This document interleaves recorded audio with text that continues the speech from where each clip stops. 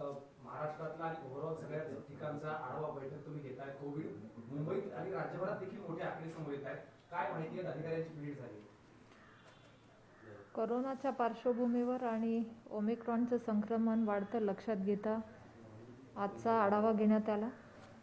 याच्यामध्ये सातत्याने केंद्र सरकारने गाईडलाईन्स दिलेल्या आहेत प्रत्येक राज्याला की पेशंटची संख्या वाढली तर काय काळजी घेतली पाहिजे आणि जर ती संख्या वाढत असेल तर त्या प्रमाणात त्या राज्यांनी तिथे निर्णय घ्यायचे आहेत. आणि त्याप्रमाणे जर एखाद्या जिल्ह्यात संख्या वाढली तर तिथे micro containment zone, containment zone किंवा तिथली ॲक्टिव्ह मॅनेजमेंट किती असली पाहिजे, तिथले बेड्सची उपलब्धता असेल, ICUची उपलब्धता असेल, ऑक्सिजनची उपलब्धता असेल, या सगळ्या सातत्याने केंद्र सरकारने गाईडलाईन्स पण दिल्या होत्या आणि त्याचबरोबर प्रिपेअर्डनेस पॅकेज पण दिले होते. कोविडच्या इमर्जन्सी वेव आली तर ECRP1, ECRP2 आणि NHMच्या माध्यमातून सातत्याने प्रत्येक राज्याला मदत दिली जाते. आज हा आढावा घेत असताना महाराष्ट्रामध्ये कोविडचे रुग्ण मागच्या काही आठवड्यांमध्ये वाढलेले दिसत आहेत. त्याची संख्या जवळपास दुप्पट तिप्पटच्या पुढे गेलेली आहे. त्याचबरोबर ओमिक्रॉनचे पण केसेस वाढतात. त्याच्यामध्ये मुंबईमध्ये असेल, दिल्लीमध्ये असेल केसेस जास्त प्रमाणात आहे. आता काल जसं कमिशनर साहेबांनी इथे आदेश दिलेत की micro containment zone, containment zone त्या बिल्डिंगला जर पेशंट वाढले तर ती गाईडलाईन्स दिली आहे. आत्ता ॲक्टिव्ह मोडमध्ये काही ठिकाणी काही गाईडलाईन्स दिल्या आहे. जिथे पेशंट आहेत तिथल्या भागाला तात्काळ तिथेच मायक्रो कंटेनमेंट झोनमध्ये काम करण्यास सुरुवात झालेली आहे. आपण जर आत्ताच काळजी घेतली तर ते रोखण्यासाठी, याचा प्रसार रोखण्यासाठी आपण वेळेवर काळजी घेतली तर ते जास्त प्रमाणात पसरणार नाही आणि त्यासाठीच केंद्र सरकार सातत्याने गाईडलाईन देत आहे. याच्यामध्ये रोज स्वतः केंद्रीय कॅबिनेट मिनिस्टर मनसुखभाई मांडवियाजीसुद्धा ओमिक्रॉनच्या संदर्भात, कोविडच्या संदर्भात इमर्जन्सी आढावे मीटिंग्स घेत आहेत. हेल्थ सेक्रेटरी यांनी देखील प्रत्येक राज्याच्या हेल्थ सेक्रेटरींशी चर्चा केली आहे. परवा सगळ्या राज्याच्या हेल्थ मिनिस्टर बरोबर कॅबिनेट मिनिस्टरांची मीटिंग पण झाली आहे. प्रत्येक राज्यावर केंद्र सरकारचं लक्ष आहे. कुठे काही मदतीची गरज असेल तर केंद्र सरकारची टीम तिथे जाते. ती टीम तिथे जाऊन ॲक्टिव्ह मॅनेजमेंटमध्ये कुठे काही अजून करता येईल का यासाठी सेंट्रल टीम काम करत आहे. प्रत्येक ठिकाणी टेस्टिंग वाढले पाहिजे. टेस्टिंग वाढवण्यासाठीच्या किट्स घेण्याचे राज्यांना अधिकार दिलेत, निधी दिला आहे. कुठेही कसली कमी पडणार नाही यासाठी हे प्रिपेअर्डनेस पॅकेज पण दिलेत. मग अगदी जिल्ह्यामध्ये तुमचे मेडिसिनची उपलब्धता असेल, पेडियाट्रिक युनिट्स असतील, या सगळ्या बाबतीत केंद्र सरकारने पूर्ण मदत दिली आहे. स्वतः देशाच्या पंतप्रधानांनी देखील इमर्जन्सी मीटिंग्स घेऊन ओमिक्रॉनच्या आढाव्याबाबतीत विशेष सूचना पण दिल्या आहेत. या बाबतीत केंद्र सरकार जागरूकतेने सातत्याने गाईडलाईन्स राज्यांना पाठवत आहे. खास करून मुंबईत गेल्या काही दिवसामध्ये कोविडचे रुग्ण जास्त वाढत आहेत, झपाट्याने वाढवते, दुप्पट तिप्पट वेगानं. मुंबईसाठी काही विशेष सूचना आहेत केंद्राकडून? नाही, नक्कीच. फक्त मुंबई म्हणून नाही तर जिथे पण अशी संख्या वाढेल, तुम्ही बघितलं असेल आज पण केरळ, महाराष्ट्र ही राज्य अशी आहेत की जिथे ही संख्या रुग्णांची वाढतेच आहे कम्पॅरेटिव्हली अदर स्टेट्स. तर ह्या राज्यांना सतर्कतेचा इशाराही दिलेला आहे. केंद्र सरकारने स्पेशल त्यांना गाईडलाईन पत्रही लिहिलेली आहेत आणि जर आता तिथे काळजी घेतली नाही तर भविष्यात ही संख्या वाढू शकते. याच्यासाठी किती तयारी झाली आहे हे सुद्धा केंद्राने वारंवार सूचित केलेलं आहे. आणि खास करून आपण म्हणालात तसं मुंबईमध्ये नक्कीच ही काळजीची गोष्ट आहे की संख्या वाढते आणि आत्ताच तिथे कंट्रोल करायला पाहिजे. आणि आपल्या माध्यमातून मी तर सगळ्यांनाच विनंती करेन की जे पण बाहेर पडतात किंवा गर्दीच्या ठिकाणी किंवा अननेसेसरी ट्रॅव्हलिंग किंवा मायग्रेशन होत असेल तर त्यांनी काळजी घेतली पाहिजे. कारण आपण आत्ता या सूचनांचं पालन नाही केलं तर परत एकदा हा धोका वाढू शकतो. मुंबईचे महापौर आणि आयुक्त दोघेही असं म्हणतात की 20,000 पेक्षा जास्त जर आकडा गेला तर पुन्हा एकदा लॉकडाऊन किंवा मिनी लॉकडाऊन लावावं लागेल. याला केंद्राकडूनच हे असे आदेश आहेत. पुन्हा एकदा लॉकडाऊनच्या दिशेनं मुंबई किंवा इतर राज्य जात आहेत असं वाटतं केंद्राकडून? नाही, केंद्र सरकारने तेच सांगते. केंद्र सरकारने हा निर्णयच राज्यांना दिलाय. केंद्र सरकारने सांगितलं की जर तिथे जी जी आवश्यकता असेल, समजा एखाद्या जिल्ह्यामध्ये पेशंटची संख्या अचानक वाढत असेल तर तिथल्या स्थानिक प्रशासनाला तो अधिकार आहे. ते तिथे मायक्रो कंटेनमेंट झोन करू शकतात. याचा अर्थ असा नाही की सगळीकडेच तुम्ही बंद करणार, परंतु तिथे नाही रोखलं, जर ते सुपर स्प्रेडर व्हायला लागलं तर परिस्थिती गंभीर होईल. म्हणून त्या त्या राज्यांना ते अधिकार दिले. त्यांनी ती निर्णय क्षमता ओळखून आणि ते करू शकतात. ताई, तुम्ही आता म्हटलात की केंद्र सरकारचं सर्व राज्यांवरती लक्ष आहे आणि आता प्रामुख्याने महाराष्ट्रामध्ये रुग्णांची आपल्याला संख्या वाढताना पाहायला मिळते. आताच तुमची काही वेळापूर्वी अधिकाऱ्यांसोबत बैठक झाली. राज्य सरकारने काय केंद्र सरकारकडे मागणी केलेली आहे आणि केंद्र सरकार नेमकं राज्याला आता काय देणार आहे? नाही, याच्या बाबतीत राज्य सरकारने मागणी केलेली होती वॅक्सिन्स. ते वॅक्सिन्स पुरवठा केलेला आहे. आज सगळ्या राज्यांना करोडोचे डोस बॅलन्स आहेत. वॅक्सिनच्या बाबतीत कुठेही कमतरता नाही आहे. मागे ती मागणी होती आणि त्या बाबतीत पुरवठाही झाला. आपण म्हणालात तसं काही मागण्यापेक्षा केंद्र सरकारने देऊन टाकलं आहे. ECRP 1 पॅकेज पण देऊन टाकलं आहे 1100 करोडचं आणि ECRP 2 मध्ये 23,000 करोडचं पॅकेज पण दिलं. त्याच्यात महाराष्ट्राला पण ॲलोकेशन निधी केला आहे. काम आता राज्यांनी करून घ्यायचं आहे. ॲक्टिव्ह मॅनेजमेंट खालीपर्यंत ती झाली की नाही हे राज्यांनी करायचं. मॅडम, यापूर्वी ज्यावेळेस दोनदा कोरोनाच्या लाट आल्या होत्या पूर्ण, त्यावेळेस राज्यातलं सरकार किंवा राज्यात मृत्यूचं प्रमाण हा अतिशय जास्त होता. केंद्रीय आरोग्य सचिवांनी सुद्धा या संदर्भात पत्रव्यवहार करून RT-PCR असेल किंवा ICU बेड्स असतील याच्यावरनं तासुरे ओढले होते. आता केंद्र सरकार, कारण की महाराष्ट्रामध्ये सरकार वेगळं आहे, राज्यातले अनेक म्हणजे आरोग्य मंत्र्यांपासून सगळे नेते हे केंद्र सरकारकडे सांगतात की आम्ही हे मागतो पण हे देत नाही. आता ही खबरदारी आत्ताच घेताय का तुम्ही आणि राज्य सरकारकडनं तुम्हाला काय अपेक्षित आहे? नाही, आता आपण म्हणालात तसं आम्ही केंद्र सरकारकडे मागतो आणि केंद्र सरकार देत नाही आहे असं जर राज्यातनं कोणी मंत्र्यांनी मला लेखी दिलं तर मलाही बरं होईल. कारण आम्ही काय बजेट दिलं आणि ते किती खर्च झालं, राज्यामध्ये त्याच्या माध्यमातून काय निधी खर्चित झाला आहे हा पण मग प्रश्न उपस्थित होईल. केंद्र सरकारने हे दिलेलं आहे, बजेट पण दिलं आहे, ॲलोकेशन पण केलं आहे. मग अगदी ICU बेड्सपासून असेल, ऑक्सिजनची कॅपॅसिटी असेल, औषधं असतील, लहान मुलांच्या औषधांपासून असेल, प्रत्येक डिस्ट्रिक्टला तुमच्या साठा उपलब्ध पाहिजे औषधांचा. त्याच्या व्यतिरिक्त NHN-मधनं PIPचं बजेट वेगळं जातं, त्याच्यामधनं सुद्धा औषधं तुम्ही मागणी करू शकतात. तर हे सगळं बघितलं तर राज्य सरकारने आतापर्यंत किती मागणी केली आणि ती दिली नसेल तर मी या राज्याची एक हक्काची मुलगी म्हणून सांगते की मला तरी द्या. मग राज्य सरकारने काय मागणी केली आणि केंद्र सरकार काय देत नाहीये याच्यामध्ये आजपर्यंत आम्हाला कुठलंही पत्र प्राप्त झालं नाही की आम्हाला हा मिळाला नाहीये. उलट आम्ही इथे म्हणून सांगतोय की हे दिलंय, आता हे खर्च करा किंवा हे करून घ्या. काम चालू आहे, काम करत नाही राज्य सरकार असा माझा अजिबात आक्षेप नाही, परंतु संथ गतीने चालू आहे. आज आपण त्या प्रिपेअर्डनेसमध्ये लवकर काम नाही केलं तर उद्या ती धावपळ होईल. आपल्या माध्यमातून माझी विनंती आहे राज्य सरकारने थोडी गती वाढवावी.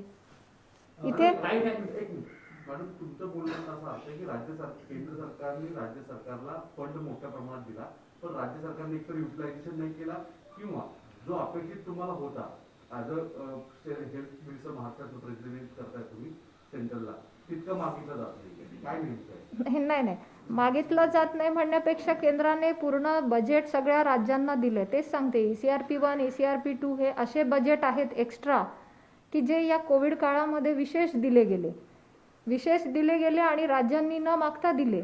त्यातही राज्य सरकारांनी ते खर्च करून ती व्यवस्था तयार करायची. मग त्याच्यात बेड्स आले, ICU बेड्स आले, व्हेंटिलेटर आले, ऑक्सिजन पाईपलाईन पासून अगदी मायनर गोष्टींना लक्षात घेऊन हे बजेट दिले. मग माझं म्हणणं एकीकडे तुम्ही म्हणता केंद्र सरकार देत नाही, तर काय देत नाही ते तर आम्हाला कळू द्या. केंद्र सरकार कुठे कमी पडले आजपर्यंत हे आम्हाला कळू द्या. आमच्या केंद्र सरकारकडून सगळं हेल्थ बजेट एक्स्ट्रा दिलं गेलं आहे NHM व्यतिरिक्त, तर ते खर्च झालं नसेल तर काय कारण आहे? ते होत नसेल तर का होत नाही आहे किंवा त्याची गती कमी आहे असं माझं म्हणणं आहे. ते फास्ट व्हायला पाहिजे. आणि महत्वपूर्ण बैठक ही होती. आकडा महाराष्ट्रातला वाढतोय, म्हणजे महाराष्ट्र आणि नंतर दिल्ली हे दोनच खूप ग्रोथ वाढत चालली आहे. महत्वपूर्ण बैठकीत राज्य सरकारकडून फक्त अधिकारी आले, मग ते राजेश टोपे असतील किंवा इतर संबंधित खात्याचा कुठला मंत्री आला नाही. वारंवार केंद्राकडे बोट दाखवलं जातं, मदत मिळत नाही किंवा इतर गोष्टींकडे हे केलं जातं. याला कसं बघताय? आजच्या बैठकीला त्यांनी असलं, त्यांच्या मागण्या अपेक्षित होत्या, याला कसं बघताय? नाही, या बाबतीत हा आढावा मीच ठेवला होता. याच्यावर सातत्याने केंद्राकडून देखील आढावा घेतला जातो प्रत्येक राज्याचा, आणि सन्माननीय केंद्रीय मंत्र्यांनी देखील लक्ष दिलेलं आहे. केंद्रीय मंत्र्यांनी देखील या बाबतीत सांगितलं की कुठे अडचणी असतील तर ते आपण बघितलं पाहिजे. आणि मी महाराष्ट्राची असल्यामुळे साहजिक एक मी आजची ही मीटिंग लावली. मी सन्माननीय राजेशजी टोपे आरोग्यमंत्री महाराष्ट्र यांना देखील कळवलेलं होतं, परंतु त्यांची मला वाटतं आज अजून एक इमर्जन्सी कुठली मीटिंग आल्यामुळे ते उपस्थित राहिले नाही. परंतु अधिकारी सगळे होते आणि माझा आढावा त्यांनी त्या बाबतीत पूर्ण दिलेला आहे. असं म्हणायचं का की फक्त मदतीची अपेक्षा ठेवली जाते आणि चुका काही झाल्या तर केंद्राकडे बोट दाखवलं जाते, सहकार्य किंवा कोऑर्डिनेशन जे होणं अपेक्षित आहे ते होत नाही असं म्हणायचं? नाही, आमच्या बाबतीत आम्ही तसं म्हणणार नाही. आमचं म्हणणं एवढंच आहे की आमचा आजचा आढावा होता आणि ज्या आढाव्यात जे मला अपेक्षित होतं की केंद्र सरकार म्हणून आम्ही पूर्णपणे तयार आहोत, देत आहोत. तुम्ही आता काम करून ते फास्ट खालीपर्यंत होतंय की नाही हे काम करून घेणं. बिकॉज आम्ही जेव्हा health is a state subject म्हणतो तेव्हा ते स्टेटनी तो युटिलायझेशन ऑफ फंड्स करून घेतला पाहिजे आणि तो योग्य वेळी केला पाहिजे. कारण काही लिमिट असतात, मार्चच्या आत तो संपवायचा आहे, तो खर्च करायचा आहे. मार्चच्या आत त्याचं जर हे नाही झालं त्या कोविड प्रिपेअर्डनेस पॅकेजचं, तर मग तुम्ही परत केंद्राला दोष देणार का? म्हणजे काहीतरी टाइम लिमिट असतं आणि त्या बाबतीत सतर्कतेने काम करणं अपेक्षित आहे. एकीकडे राज्य सरकार लोकांवर निर्बंध लागतंय, मला दुसरीकडे आपण बघतोय राजकारणाचे जे कार्यक्रम होत आहेत त्याला गर्दी पाहायला मिळते. त्यातच आपण बघतोय महाराष्ट्रात आमदार आणि काही मंत्री देखील पॉझिटिव्ह सापडले. त्याकडे नाही, मला वाटतं हा विषय गंभीर आहे. याच्यामध्ये फक्त पॉलिटिकल नॉन पॉलिटिकल असं घेण्यापेक्षा आज सगळ्यांनीच सतर्क राहायचं. आपल्याला काय व्हायरस असं हे नाही करून येत कुठल्या पक्षाचा आहे वगैरे. हे सगळ्यांसाठीच घातक आहे आणि सगळ्यांसाठीच गंभीर आहे. सगळ्यांनी प्रोटोकॉल पाळले पाहिजे. आणि आता जर गाईडलाईन्स दिल्या आहेत की एवढ्याच याच्यामध्ये प्रोग्राम झाले पाहिजे, कार्यक्रम, तर आम्ही ते पथ्य पाळतोय. आम्ही पण ती काळजी घेतोय. आम्ही पण मास्क लावूनच फिरतोय. तर मला वाटतं सगळ्यांचीच ती हे आहे, सगळ्यांचीच ती गरज आहे.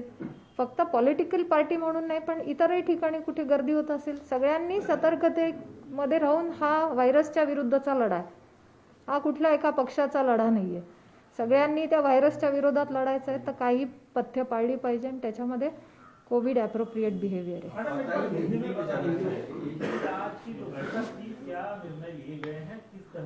और केंद्र सरकार लॉकडाउन को लेकर क्योंकि मुंबई में जिस तरह से केसेस बढ़ रहे हैं, आपको लगता है कि वो वक्त आ चुका है जब लॉकडाउन या और रिस्ट्रिक्शंस बढ़ानी चाहिए? आज के मीटिंग में खास करके महाराष्ट्र को जो कोविड रिलेटेड केसेस है वो बढ़ रहे हैं और यहाँ पे कोविड को लेके हो या ओमिक्रॉन के केसेस को लेकर हो, क्या तैयारियां हुई हैं?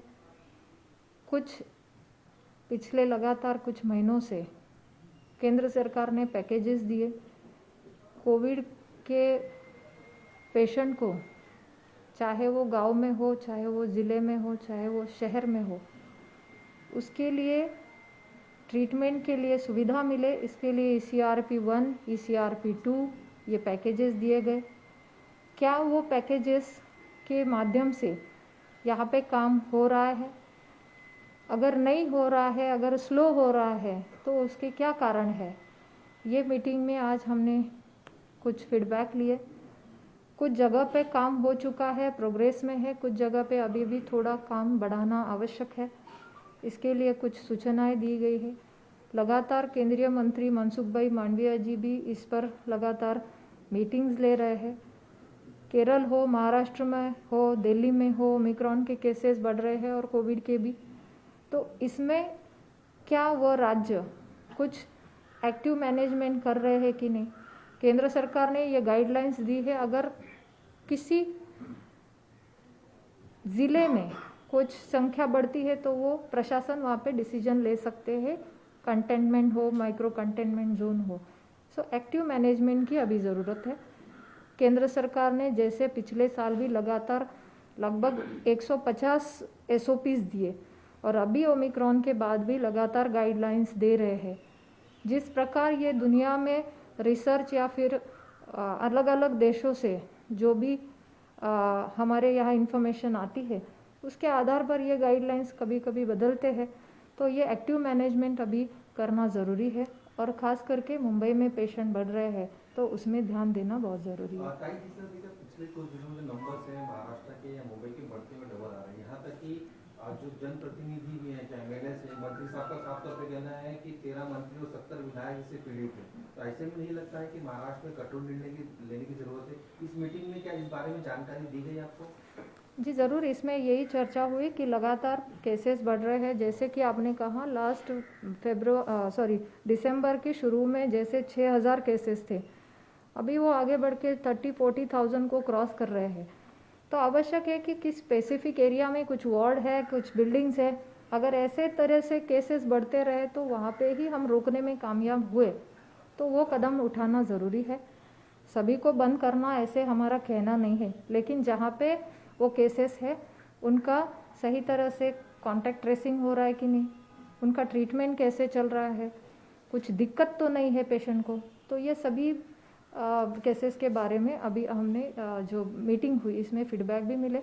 लेकिन ये राज्यों पे निर्भर करता है, हम किसी एक राज्य की नहीं, हम सभी राज्यों को ये दिशा निर्देश जारी कर रहे हैं सेक्रेटरी हेल्थ लगातार कि उन राज्यों ने ये डिसीजन लेना है। आपने कहा कि पूरा रिव्यू जो है राज्य का लिया गया है, तो ऐसे में आपका असेसमेंट क्या है? क्योंकि सरकार की तरफ से कई सारे डिमांड्स सामने रखे थे, आपने कहा केंद्र सरकार ने कई सारे डिमांड्स पूरे भी किए, तो ऐसे में आखिर ये केसेस बढ़ रहे हैं तो खामियां कहाँ पर है? मैं यही कहूँगी कि देखो केसेस बढ़ रहे हैं तो हमें अलर्ट मोड पे आके वहाँ पे मैनेजमेंट और एक्टिव करना चाहिए। वो कुछ भी हो, कहीं कौन सा भी राज्य हो, किसी भी राज्य में अगर 10% से ज़्यादा पॉजिटिविटी रेट आ रही है तो वो क्यों आ रही है? क्या वहाँ पे हमारे टेस्टिंग कम हो रहे हैं? क्या वहाँ पे हमारा रेस्ट्रिक्शन कम हो रहा है? तो तुरंत, जैसे महाराष्ट्र ने अभी डिसीजन लिया कि नाइट कर्फ्यू लगाना है, जिस तरह से वो डिसीजन लिया इसका मतलब केसेस बढ़ रहे हैं तो डिसीजन लिया है। उस तरह से आज अगर मुंबई में केसेस बढ़ रहे हैं, अभी मुंबई में सबसे ज़्यादा ओमिक्रॉन के पेशेंट हैं, तो जो एक्टिव मैनेजमेंट करना चाहिए वो जल्द करे तो हम रोकने में कामयाब होंगे। अभी वो तो प्रशासन ने तय करना है, इसका मतलब ये है कि लोकल।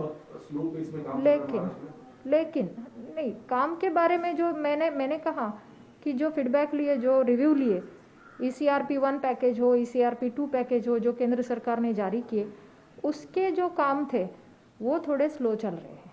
दो बातें अलग है, the decision end the work progress. लेकिन जिस तरह से मुंबई और महाराष्ट्र के आंकड़े बढ़ रहे हैं, क्या ये कहा जा सकता है कि महाराष्ट्र और मुंबई तीसरी लहर की दहलीज पर खड़ा है? अभी तो देखिए, जहाँ भी केसेस बढ़ रहे हैं, चाहे महाराष्ट्र हो, केरल हो, केंद्र सरकार लगातार उसे मॉनिटर कर रही है कि बढ़ रहे हैं तो कहाँ पे बढ़ रहे हैं। जैसे आज मुंबई है, ठाणे है, पिंपरी चिंचवड़ है, ऐसे कुछ केसेस बढ़ने की जगह है तो उसमें लगातार मॉनिटर कर रहे हैं कि क्या हो रहा है, यहाँ पे क्या प्रावधान करने चाहिए, ये सूचनाएं राज्यों को दी जाती है। तो मैं वही कह रही हूँ कि यहाँ के प्रशासन ने जो भी निर्णय लिए हैं, चाहे वो नाइट कर्फ्यू हो या कल से अभी जो माइक्रो कंटेनमेंट जोन का है, तो ये करना ज़रूरी है, एक्टिव मोड पे आना ज़रूरी है, उसमें कुछ भी कमी नहीं रहनी चाहिए। दिसंबर 2021 के अंत तक वैक्सीनेशन कंप्लीट हो जाना चाहिए था, ये बात कही जा रही थी, लेकिन आखिर क्यों नहीं हुआ? क्या राज्यों ने किसी तरह की ऑपरेशन नहीं की सेंट्रल गवर्नमेंट को? नहीं, दिसंबर एंड को वैक्सीनेशन पूरा करना था। ये वैक्सीनेशन का डिपेंड करता है फर्स्ट डोज कब लिया है। अगर हमारे 94 करोड़ बेनिफिशरीज है तो अगर जो फर्स्ट डोज हुए हैं कुछ अवधि के बाद सेकेंड डोज आता है, तो अगर उन्होंने अक्टूबर नवंबर में लिया है, दिसंबर में लिया है, तो बट नेचुरल उनका दिसंबर क्रॉस करके आएगा। दूसरी बात, गवर्नमेंट ऑफ इंडिया ने ये क्लियर कर दिया था कि कि वैक्सीन की कमी किसी को नहीं होगी, वैक्सीन हर एक को मिलेगा, फ्री वैक्सीन फॉर ऑल, जैसे प्रधानमंत्री जी ने कहा था। तो प्रोडक्शन में शुरू में थोड़ी कम थी प्रोडक्शन, लेकिन बाद में प्रोडक्शन बढ़ा तो वो भी फुलफिल हुए। हमारा कहना ये था लगातार भारत सरकार का कि हम प्रोडक्शन में और प्रोक्योरमेंट करके देने के लिए हम पूरे राज्यों को हम देने में सफल रहे हैं। अभी ये लेना है, करना है, उन राज्यों ने भी करना है। किसी राज्यों ने तो बहुत अच्छा 100% फर्स्ट डोज हो गया है, सेकेंड डोज 98% क्रॉस किया है। हर एक राज्य का अपना अलग अलग ये रहा है। इसमें हम कहेंगे तो महाराष्ट्र में अभी 86 एंड 68 ऐसे रेशो है, 60 सेकेंड डोज 60, तो अभी भी हम थोड़ा पीछे हैं। लेकिन देश भर के आपने देखेगा फर्स्ट डोज के तो 85% तक पहुंचे हैं। तो फर्स्ट डोज तो ये 15% की कमी रहने का कारण क्या रहा है? तो वही मैं कह रही हूँ, तो वैक्सीन का सेकेंड डोज ड्यू है, कई राज्यों में अभी ड्यू है, मतलब करोड़ का डिफरेंस आता है। सेकेंड डोज ड्यू है, इसीलिए तो प्रधानमंत्री जी के नेतृत्व में हर घर दस्तक का अभियान भी शुरू हुआ। हर घर दस्तक के माध्यम से यही जागृति की गई कि जिनका ड्यू है सेकेंड डोज, फर्स्ट ली या नहीं है, उन्होंने ये लेना है।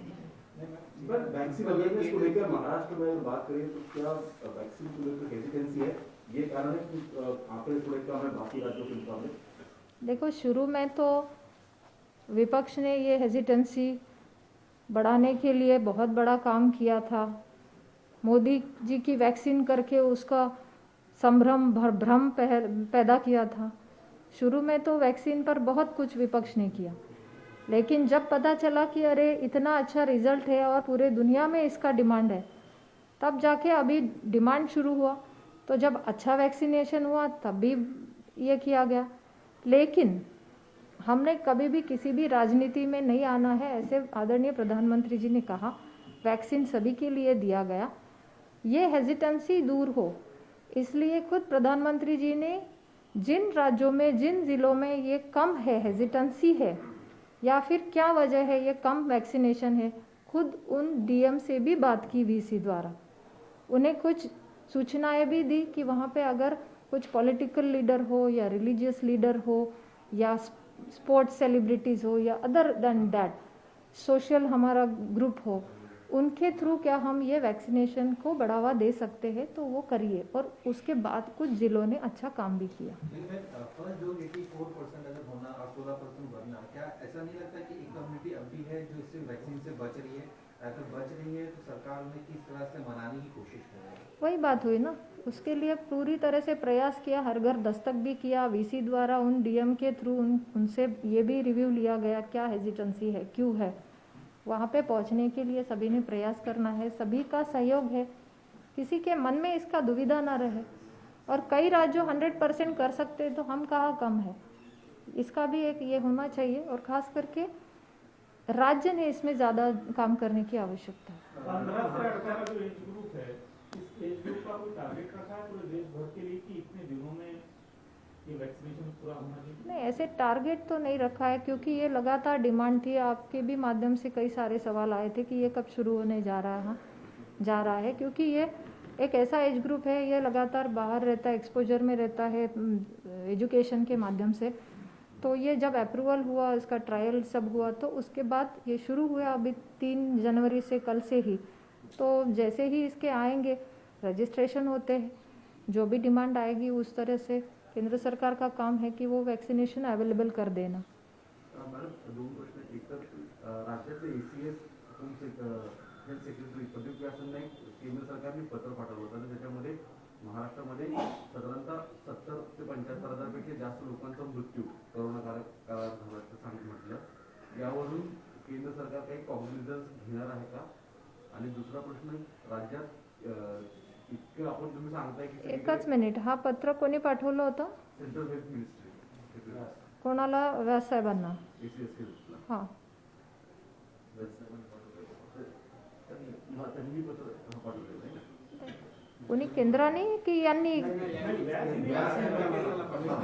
व्यास साहेबांनी केंद्र सरकारला पत्र पाठवलं. त्याच्यामध्ये हो बरोबर. तिसरी लहर आने का जो ताई इसमें 80,000 मृत्यू झाल्याचं म्हटलेलं आहे महाराष्ट्रामध्ये. नाही, आता जे काही अच्छा ओके प्रेडिक्शन नहीं, अभी ये प्रेडिक्शन का मैं तो कुछ नहीं बोल सकती। ये प्रेडिक्शन का उनको ही आप पूछे तो अच्छा होगा। हमारा काम है कि हम भय ना फैलाय, आमचं काम आहे की आम्ही सतर्क राहा, पॅनिक होऊ नका आणि चांगली ॲक्टिव्ह मॅनेजमेंट म्हणून काम करा, याच्यासाठी आढावा घेतला। कुठल्याही प्रकारचं घाबरवून कुठल्याही प्रकारचे असे निष्कर्ष देऊन चालणार नाही। आता आपल्याला ॲक्टिव्ह मोडमध्ये काम करावं लागणार आहे। हा प्रश्न तुम्ही बेटर की तुम्ही त्यांनाच विचारा। मॅडम आणि दुसरं राज्यामध्ये शाळा मात्र अद्यापही सुरू आहेत, इतकी तुम्ही सांगताय परिस्थिती गंभीर आहे, हे सगळं आहे। मुंबईमध्ये आणि MMR रिजन टेरिटरीमध्ये 31 जानेवारीपर्यंत सांगितलं की क्लोज असेल, पण रेस्ट ऑफ मुंबईच्या बाहेर सगळीकडे शाळा सुरू आहेत। तुम्ही या खात्याचे मंत्री म्हणून राज्य सरकार काही सूचना करणार आहे? नाही, शिक्षण विभागाचा प्रश्न आहे आणि राज्यातल्या मंत्री महोदयांनी या बाबतीत मला वाटतं क्लिअर केलेलं आहे, पण लवकरच शिक्षणाच्या बाबतीत पण निर्णय होईल। कारण शेवटी मुलांच्या शाळेविषयीच्या काही त्यांनी मागे पण गाईडलाईन्स दिल्या होत्या आणि काल पण काही ठिकाणच्या शाळा जशा आपण म्हणाला तिथल्या बंद केल्या। कदाचित शिक्षण विभाग हे निर्णय घेतील, राज्य सरकार। तुमच्या जिल्ह्यातला एक प्रश्न आहे, त्र्यंबकेश्वर मधल्या खडसे तिथं पाहण्यासाठी महिलांना जीव घेणा प्रवास करावा लागतो। काल ही बातमी मी पण वाचली आपल्या माध्यमातून आणि त्याच्यावर माझ्या ऑफिसहून त्यांना फॉलोअप करून आज मी स्वतः BDOंना तिथे जायला पण लावलेलं आहे। त्याची मी स्वतः पण फॉलोअप घेते आणि इतक्या दिवसांपासून तिथे काम का झालं नाही, कारण मला पण प्रश्न पडला, जर 14वा वित्त 15वा वित्त हा स्थानिक ग्रामच्या मूलभूत सुविधांसाठी दिला जातो, त्याच्याबरोबर DPDC येतं किंवा अनेक अशा माध्यमातून हा निधी मिळत असतो, तर मला वाटतं हा प्रश्न तिथल्या फीडबॅकमधून मला उत्तर अपेक्षित आहे। पण तरी देखील माझं लक्ष आणि मी स्वतः या प्रश्नाकडे जातीने लक्ष घालते, कारण ही वाईट परिस्थिती आज जेव्हा आपण चांगल्या मिशन मोडमध्ये काम करत असताना अशा प्रकारचा हलगर्जीपणा होऊ नये। येत्या काही काळात तो प्रश्न मार्गी लागेल। नक्कीच मी स्वतः त्याच्या बाबतीत आज सांगितलं, माझ्या ऑफिसहून काल कॉलबॅक पण गेला त्यांना की आम्हाला उत्तर द्या म्हणून, आणि या बाबतीत तिथली व्यवस्था पाण्यासंबंधीची करण्यासाठी CO असतील किंवा कलेक्टर असतील यांच्या माध्यमातून हे काम निश्चित मार्ग लावण्याचं आमचं सगळ्यांचंच कर्तव्य आहे। काही डॉक्टर बाबासाहेब आंबेडकर फाउंडेशनच्या सूचीत काही महापुरुषांची नावं आहेत, मात्र अण्णाभाऊ साठे यांचं नाव वगळण्यात आलं आहे। त्यातून आता खूप मोठा आरोप सुरू झाला। केंद्र सरकार अण्णाभाऊंची अवहेलना करते अशा पद्धतीचा एक आरोप। या बाबतीत मी माहिती घेऊन बोलते।